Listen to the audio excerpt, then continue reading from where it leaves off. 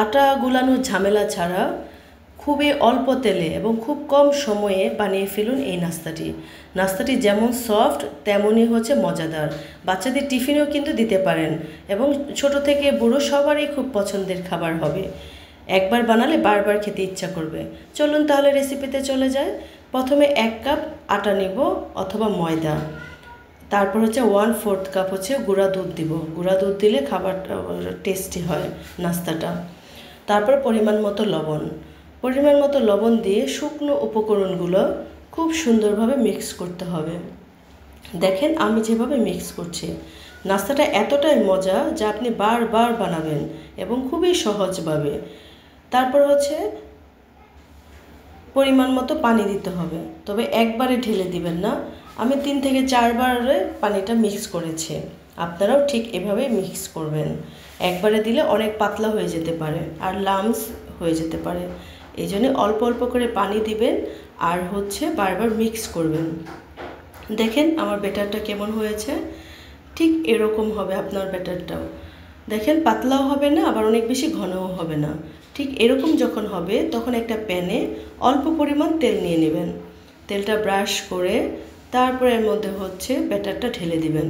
আমি 3 চামচ দিয়েছি, আমার হাতলটা হচ্ছে ছোট, আপনাদের যদি বড় চামচ থাকে তাহলে একবারে দিয়ে দিবেন।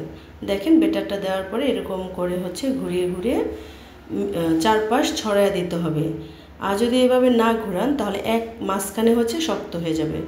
প্রথমে হচ্ছে সাদা থাকবে, তারপর হচ্ছে আস্তে আস্তে উপরে কালারটা চেঞ্জ হবে। দেখেন কালারটা যখন এই পর্যায়ে আসবে তখনই হচ্ছে রুটিটা হচ্ছে উল্টিয়ে দিবেন। দেখেন ঠিক এইভাবে উল্টাতে হবে। তারপর হচ্ছে ওই পাশটাও হয়ে গেলে আবার উল্টিয়ে দিবেন। যখন হচ্ছে দুই পাশে খুব সুন্দর কালার চলে আসবে তারপর হচ্ছে বুঝবেন যে হয়ে গেল। দেখেন কতটা মজাদার এবং কতটা ইয়াম্মি হয়েছে দেখতে। এটা এতটাই মজা, বাসার সবাই প্রত্যেক দিন আবদার করবে যে সেম নাস্তাটা বানাও। আর যদি হাতে একদম সময় না থাকে তাহলে খুব দ্রুত বানিয়ে ফেলতে পারবেন এই নাস্তাটি। দেখেন এই পর্যায়ে আমরা উঠিয়ে ফেলব।